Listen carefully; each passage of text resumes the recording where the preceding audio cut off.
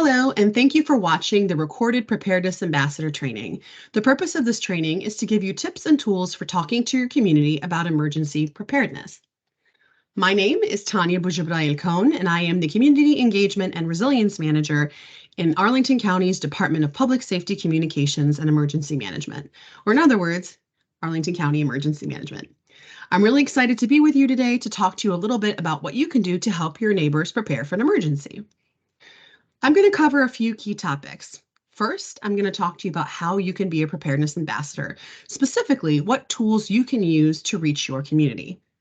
Then I'm going to walk you through some key emergency preparedness talking points. In other words, what messages do my colleagues and I share when we're out in the community talking about emergency preparedness? And lastly, I'm going to walk through the preparedness portion of the first 15 presentation.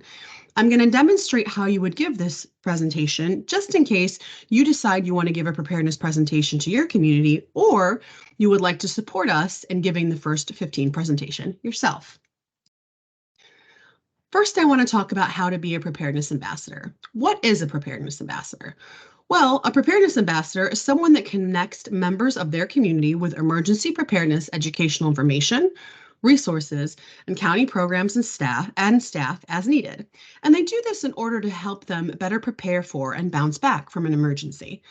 In other words, a preparedness ambassador is a concerned community citizen who uses the tools at their disposal to help their neighbors in need.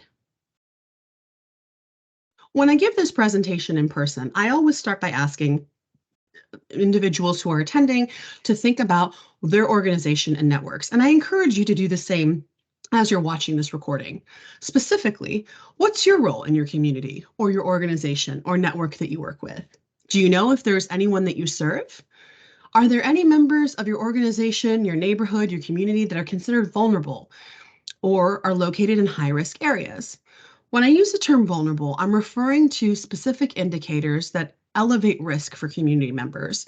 These may include things such as older age factors, for example, older adults over 65, community members who have limited English proficiency or speak English as a second language. This might also include members of our community who are considered lower income. And I also urge you to think about high-risk areas. In Arlington, that could specifically mean, do you have neighbors or are you located in an area that is prone to flooding? And lastly, I want you to think about how you have served already as an ambassador within your community, whether it's posting on your neighborhood listserv or talking to your neighbor, helping them plow their driveway before a storm comes. Which ways have you helped serve your community? As you think through those questions, I also encourage you to think about what tools you use to reach your network. On this slide, I have many different ways that you can share preparedness materials. You can contact a neighbor or a friend or colleague via mail or email. There can be a press release that's put out. There's radio ads, websites, newsletters, both digital and printed. You can use a cell phone. You can pick up the phone, text someone, call someone. You can use versions of internet calling like Google Voice, Teams, Skype, Zoom, and others. You can use video and web conferencing. You can use social networking sites like Twitter or X, Threads, Facebook, Instagram. You can use simple email or G Suite. You can use online collaboration tools. One of my personal favorites is printed materials. Sometimes when all else fails, there's nothing that beats a hand-printed flyer or poster. That includes other things like yard signs as well. You can connect with folks at work or through giveaways, or you can host a presentation. You can go to your community or your civic association, say, I would love to present to you about emergency preparedness, and give a virtual or in-person presentation. You can attend a pop-up, whether that's at your park or your local community center, and just engage with folks about what resources they might have. You can do door-to-door outreach. You can attend community meetings or have interviews. And there's so many other in-person opportunities and virtual opportunities that we didn't list here. But what I really want you to think about is that a preparedness ambassador has an unlimited amount of resources and tools at their disposal. They really do. And if you look at the items on the screen, that's just a sampling of ways that you can share preparedness information with your community. What I want you to take from this is that it's most important to use the tools at your disposal that help meet your organization or community where they are. And what I mean here is that some communities prefer a specific way of communicating and engaging. And if that's the case, make sure that you're using the tools that are best suited for that community. For example, if you're a member of a civic association and you know that your civic association robustly communicates via email, a good way to reach them might be to ask your civic association president to put in a blurb in the upcoming newsletter about emergency preparedness. Alternatively, if you are a member of a religious or faith-based organization and you know that they're interested in learning about emergency preparedness, maybe the best way to reach them is by giving a presentation in person or after services. So there are many, many ways that you can share preparedness materials and be a preparedness ambassador. And this is just a sampling and an example of ways that you can do so. There's also plenty of resources that we provide in the county. We have printed flyers and materials, we have social blurbs and language, we have digital materials that include flyers, PowerPoints, and we can provide additional support as needed. There is a very robust emergency preparedness and resilience toolkit that is located online. You can find that by going to arlingtonva.us/be prepared. Additionally, as you complete Preparedness Ambassador training, you'll be given access to multiple county resources. If there's anything that you find is missing, you are welcome to email us at oem@arlingtonva.us, and we're happy to provide any resources that you may need. Now I would like to take a few minutes to walk you through some simple emergency preparedness talking points. These are the key talking points that myself and my colleagues use when we're engaging with the community. We intentionally keep these talking points in 3 big buckets. And the reason for that is it's a lot easier to present to the community and for community members to remember. The first key step to emergency preparedness is being informed and knowing who to call. The second is making an emergency plan and practicing. And the third is gathering supplies and building an emergency kit. And we'll go into detail about these a little bit later. I want to talk to you a little bit about our First 15 course. The First 15 course is a preparedness and response course that was launched in the spring of 2023. The purpose of First 15 is to enable community members to know what to do before, during, and after an emergency.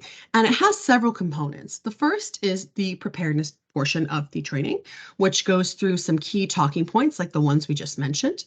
And then the latter part of the training is a hands-on training that involves some key life-saving skills like tying a tourniquet, stopping the bleed, moving an individual that's injured, some of the key components that you might find, for example, in our Until Help Arrives training. The audience for this course will eventually be the entire community, but we are starting with those that we find quite vulnerable. So for the pilot of this course, we started with our faith-based organization. In the photo on the screen, you can see a volunteer presenting to congregants at Macedonia Baptist Church. In addition to the faith organizations, we are also presenting to low-income housing, like our partners at AHC. And we're also working with the business and nightlife community to present to restaurants and clubs and bars in the area. And the reason that these are our focus for the next year or so is because we noticed that in recent trends in the world, unfortunately, we find that houses of worship, as well as areas of nightlife and restaurants, can fall victim to acts of violence, but also should be aware of what to do in a situation such as a fire or other emergency. And lastly, the course is currently being given by DIPSM staff, so myself and my other colleagues, along with CART volunteers, and we're hoping to get CERT members as well involved in delivering this course to organization. And lastly, of course, we have the bulk of the course being given by our Until Help Arrives instructors as they teach the hands-on component. We're really excited for this course because it's really the first of its kind to deliver both preparedness and emergency response as one. So I want to now segue into how to practice presenting an emergency preparedness presentation. And An emergency preparedness presentation can come in many ways, shapes, or forms.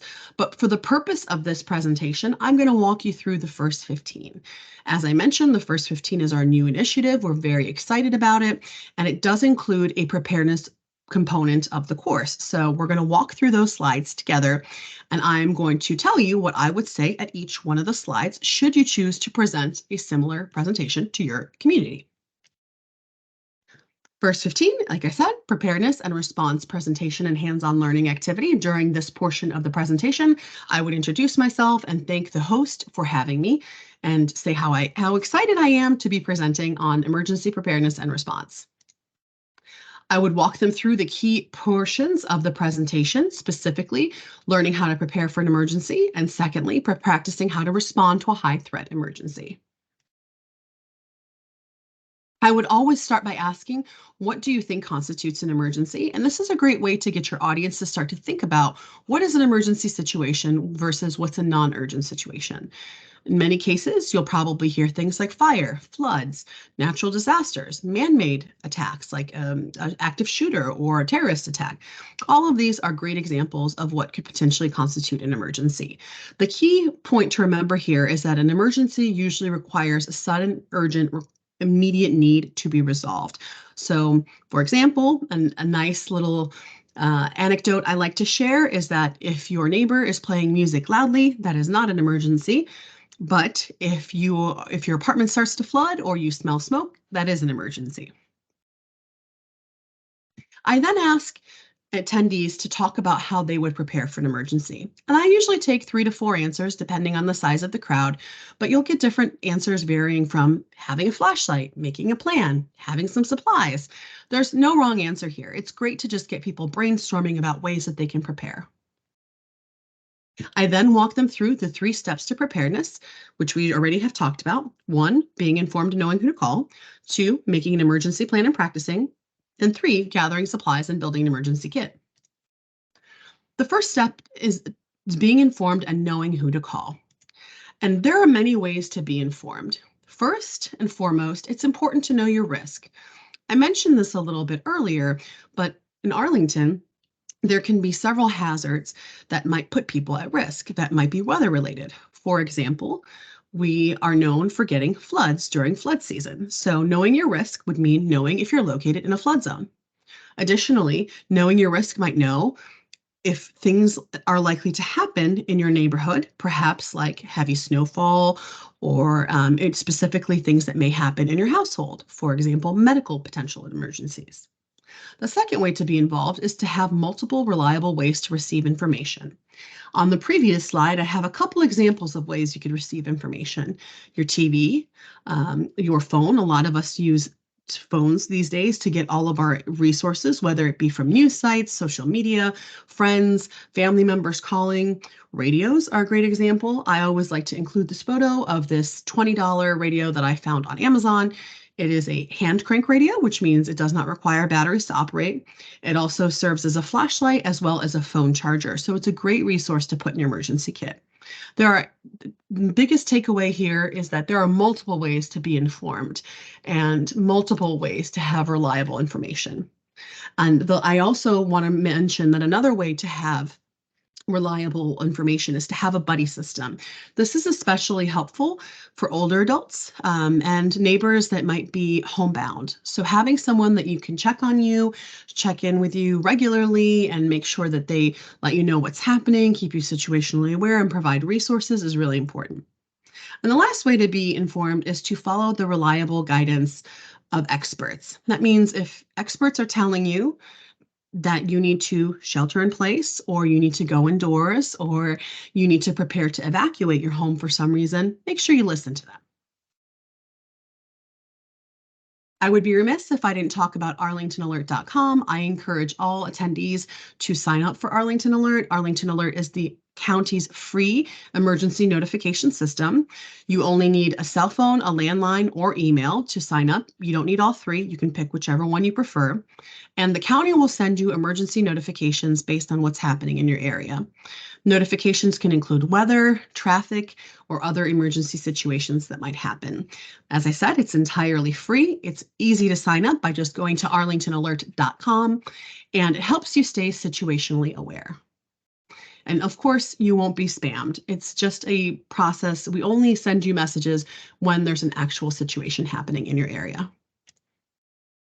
I also encourage members to be informed by having important phone numbers written down and knowing who to call, specifically knowing when to call and text 911, having some non-urgent Arlington County phone numbers written down, and lastly, and in my opinion, most importantly, having specific phone numbers for you written down. In an emergency, always call 911. Some tips for calling 911: know your address, know when to call, stay calm, know the emergency, be able to describe it, be ready to answer questions and follow directions.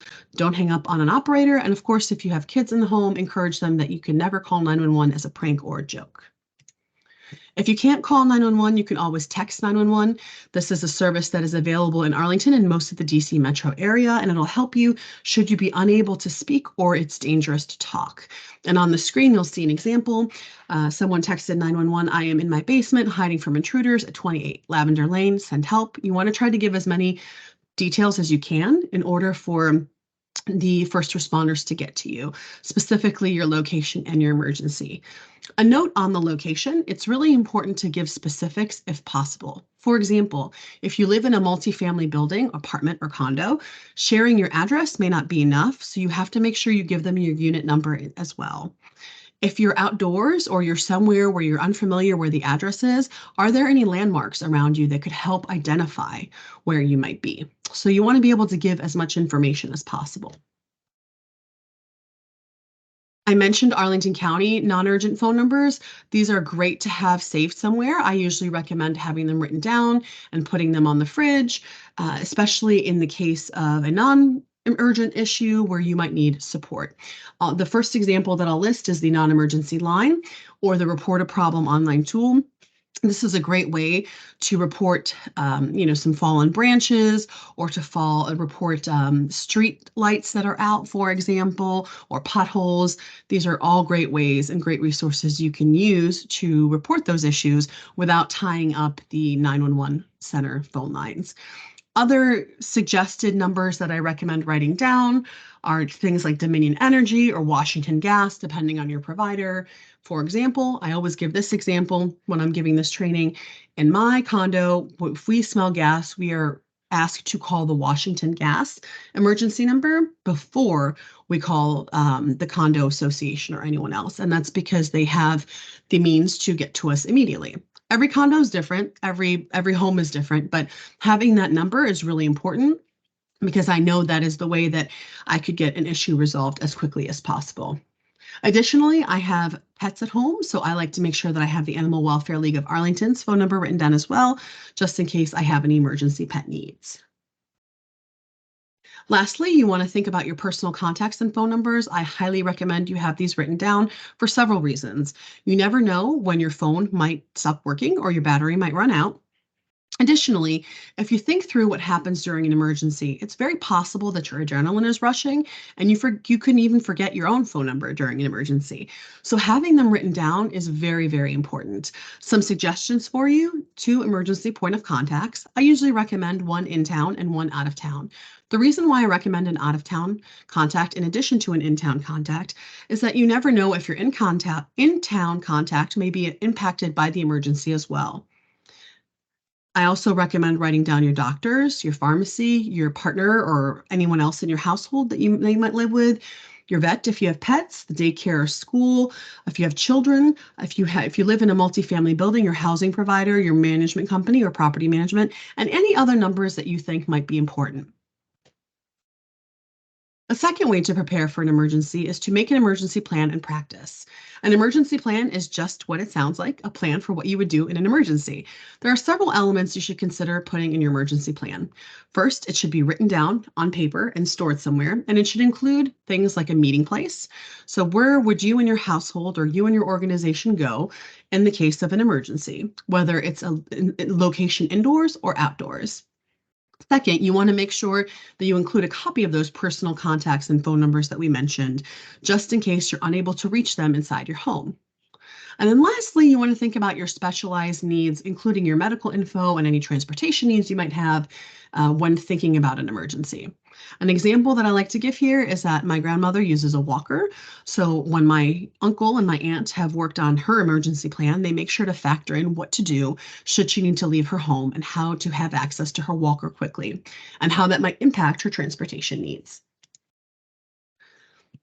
I like to always remind people that it's great to keep all of this important information, specifically your medical information as well, listed somewhere in your home in addition to being inside of your emergency plan. I highly recommend putting medical information and important emergency information somewhere visible, like on your fridge. And the reason for that is that first responders are trained to look for that information when they enter your household. Especially if you're incapacitated. So for example, if you have a severe allergy or you have a specific medical device you need to use and you have that written down and stored somewhere safely, like on your front of your fridge, should you need emergency help and you are unable to speak, an emergency responder will be able to see that and treat you accordingly. So it's really important to have that written down, update it regularly, and store it somewhere visible. Last but certainly not least, when it comes to an emergency plan, you have to practice, practice, practice. I highly recommend that you revisit your plan twice a year and practice at least twice a year with everyone in your household. This is especially important with members of your household who might have physical limitations. I mentioned previously my grandmother, so it's really important to make sure that our emergency plan works for her and her specific needs. But it's also important to practice with younger folks in your household if you have them, like kids, because kids, you might think that they might understand the plan, but until you put it to work and you test it out with them, you want to be 100% sure and you want to have that peace of mind that they know what to do in case of an emergency. So we've already talked about two big steps that you can take to prepare for an emergency. The first is to be informed and have several ways to get information. The second is to make an emergency plan and practice. And that brings us to our third step, which is to gather supplies and build an emergency kit. An emergency kit, also known as a go bag, grab bag, disaster bag, it has many names, is essentially a kit that includes basic supplies to get you through an emergency, like food, water, and medicine. It allows you to keep all important items and information in one specific location or bag. And this is great in the case that you need to stay in your home, you should shelter in place, you'll have everything in one location. But it's also great in that it allows you to grab your emergency bag should you need to leave your home quickly or evacuate. There are many things that can go in an emergency kit. These are just some that we highly recommend. This is quite a robust list, and there's a few things that I would say right off the bat. First, it's better to have some emergency supplies than to have none. So don't let this long list intimidate you. Most of the stuff is probably things you already have in your home. I would recommend you include food and water for you and your pets and your family members, extra medications, flashlight, batteries, first aid kit, a battery or hand crank radio, personal hygiene items like a toothbrush, toothpaste, deodorant, some moist towelettes or baby wipes to help keep you clean. If you wear contact lenses or glasses, some extra contact cases or case for glasses, face masks. They protect you not only from viruses and COVID-19, but they also keep you safe from any contaminants in the air and potential smoke. Local maps, should you be unable to use your phone, for example, to navigate, some hand sanitizer, a whistle to signal for help. Personal comfort items are great as well, such as books or puzzles. Chargers, we always carry our phones on us, but sometimes we don't think to have battery packs as well, so that's important. Extra clothing, specifically for different types of seasons. I like to include some woolly hats, extra socks, and gloves for the winter. I think it's really important to make sure you have that. Some blanket. I usually throw a heavier blanket in the back seat of my car in the winter. a multi-purpose tool, some duct tape, trash bags. You could do a lot with that. An emergency blanket. Those are those little aluminum blankets that you actually can see right in the middle of that picture on the screen above the radio. And they're usually given to runners after a marathon or something, and they help trap body heat. They can keep you from getting hypothermia. Some hand warmers, and lastly, some extra cash on hand. I know this is quite a robust list, but a couple of suggestions I would say. First, I've already mentioned, having some supplies is better than having none. The second is that you probably have most of these items already around your house, so an emergency kit does not actually need to cost you that much money. I would challenge you to go around the home and see what additional supplies you might have laying around. For example, do you have some canned goods in your pantry or some granola bars that have not yet expired that you might be able to set aside? Do you have an empty water bottle that you could set aside in the case that you might need water quickly? Is there some extra cash you found under the seat cushion that you might be able to throw in a Ziploc bag for future use? So most of the stuff you probably already have. It's just about thinking through how to get it, inside, find it within your own household. And it's important that if you do find leftover items like, canned goods from your pantry, et cetera, that you check the expiration date to make sure that they haven't expired. And also, if you do use any canned goods, you include things like a can opener. If you don't have the items in your home, you can find them for a pretty affordable price at your local box store, grocery store. I like to visit dollar stores for a lot of these items as well. So there's lots of ways to get the materials that you need. And then thirdly, I want to mention that you should check your emergency kit twice a year. Similar to the emergency plan, I recommend doing it twice a year. I usually do it in the spring and in the fall, usually around the time that we change the clocks. And the reason why I do it in the spring and the fall is in the spring allows me to add more water and maybe sunscreen or bug spray, things that I might need for the warmer months of the year. Whereas in the fall, it allows me to update my kit with some of those heavier items that I talked about, a scarf, some extra socks, a blanket, perhaps even a winter shovel, etc. So there's a lot of items that you could go in your kit, and it's really not that hard to build one. You just have to set some time aside to do it and be creative. And lastly, make it fun. If you have members in your household, specifically even younger members, make it fun. Make it a travel adventure, or make it a scavenger hunt, and put it together as if you were playing a game, because it'll make family preparedness a lot more entertaining and hopefully more memorable. There's some additional considerations to think about for emergency planning that I want to talk through. First is, don't forget about your service or support animals or pets if you have them at home. And this includes building them a small emergency kit for animals. As I mentioned before, I have 2 pets in my household. So they, in addition to having supplies in our vehicles and around the home, they have their own small emergency kit, which includes things like extra food, a collar, a leash, as well as some toys and some poop bags. I also suggest that you always have a collar with tags on your pet, and if you can, have them microchipped. A great thing to do is to take pictures to prove ownership should you get separated. I also recommend using a buddy system and also knowing where to find emergency pet housing. The Animal Welfare League of Arlington, which I mentioned earlier, does provide microchipping and emergency pet housing for those who qualify. You also want to think about ways to protect yourself from a cyber attack. Here are some tips that might help you do so. First, have strong passwords. If you are able to, have 2-factor authentication set up. Make sure you follow those software updates. Those are important. Back up your files. If you can back them up on a cloud device or even print them out, that's helpful. Protect your home Wi-Fi, so don't have very easy passwords. Make sure that you have your Wi-Fi password protected and that your password is a bit challenging. Be aware when you are using public Wi-Fi that someone might be able to access your files.